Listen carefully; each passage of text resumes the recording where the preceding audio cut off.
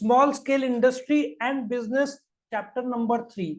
कभी भी ये चैप्टर या कोई भी चैप्टर शुरू करना है, आप पहले, ये आपका सिलेबस का दायरा, ठीक है, ये आपका सिलेबस का दायरा। दूसरा, मार्क्स कितना है? 12 मार्क्स।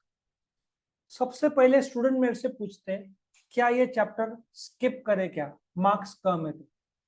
नाउ इसमें, ये चैप्टर में इंट्रोडक्शन कोई करने की जरूरत नहीं, मीनिंग आप 3 से 4 क्वेश्चन इंपॉर्टेंस, चलो मैं ये भी बता दूं, importance of small scale industry आने का चांस 10 में से 9 पेपर में रहता।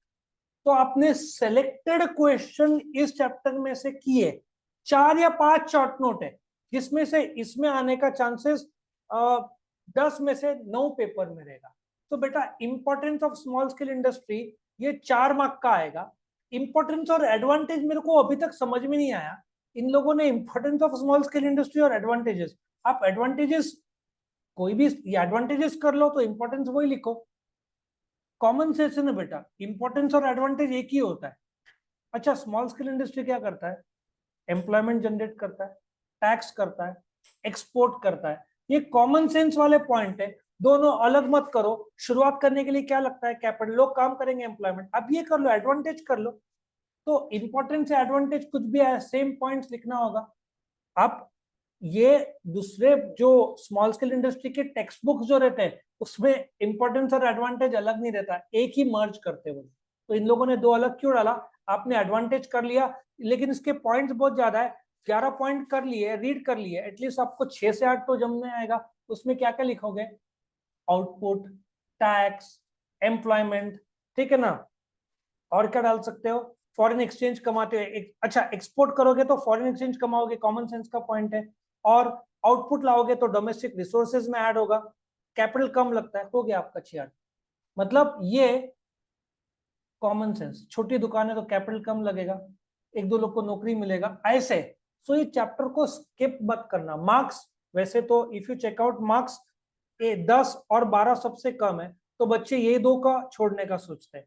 लेकिन मैंने क्या बोला, आप एडवांटेज और इंपॉर्टेंट में से एक करो, और चैलेंजेस बिफोर मैंने 2 ही, यदि टाइम कम है और आपको ये चैप्टर स्किप करना है, सर 2 इंपॉर्टेंट बताओ, तो मैं आपको ये 2 बोलूंगा। कौन से? चैलेंजेस बिफोर या प्रॉब्लम्स या डिसएडवांटेज। ये 2 आपने कर लिया तो फिर ये स्टेप्स, क्योंकि स्टेप्स का एक, अच्छा स्टेप्स सिर्फ एक बार रीड कर लेना। क्यों? क्योंकि एसपी का जो प्रमोशन का प्रोसीजर है और आपको एग्जाम में सडनली आ गया, ऑप्शन दूसरा नहीं जम रहा है, तो आप एसपी का प्रोसीजर डाल देना, ठूस देना। प्रमोटर जो स्टेप्स लेता है वो तो कंपनीज एक्ट का था, लेकिन उसको एक आइडिया आता है, समझ में आ रहा है।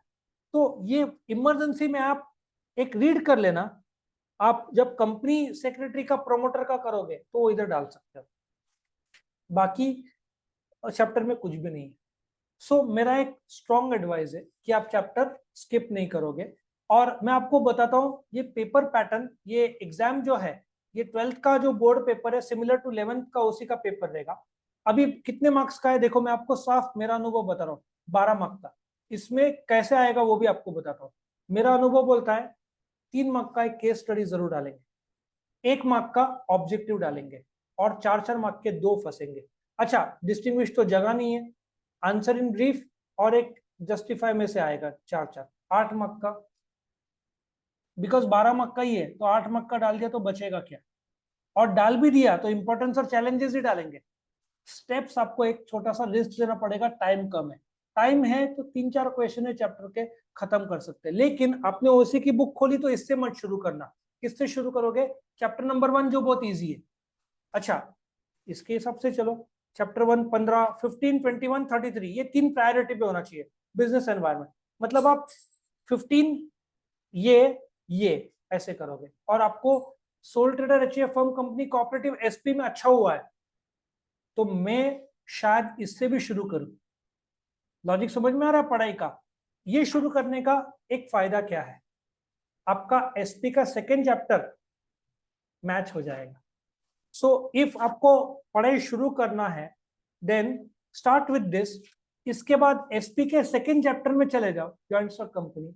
आपको आपका कॉन्फिडेंस बढ़ेगा, क्योंकि ये chapter is majoritily matching with the SP का सेकेंड चैप्टर। साइकोलॉजिकली आप इससे भी शुरू कर सकते। तो ये चैप्टर 4-4 मार्क के मैं 2 एक्सपेक्ट करता हूं, और ऐसा भी हो सकता है कि ये लोग 2 मार्क का कंसेप्ट डाल दे स्मॉल स्केल इंडस्ट्री का, इसमें ऑब्जेक्टिव 2 मार्क डाले और 4-4 मार्क के 2, ऐसे 12।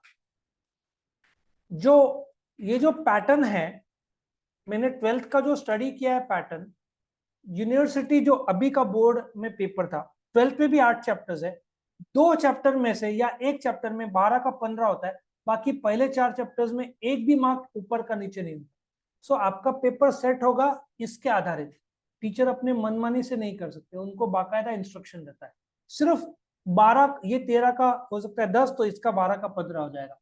सो 8 में से 6 चैप्टर के ये जो मार्क्स है चेंज नहीं होते हैं, एटलीस्ट फॉर 12th। तो 11th में कैसे होगा, ये आपका सबसे मेन है बेटा।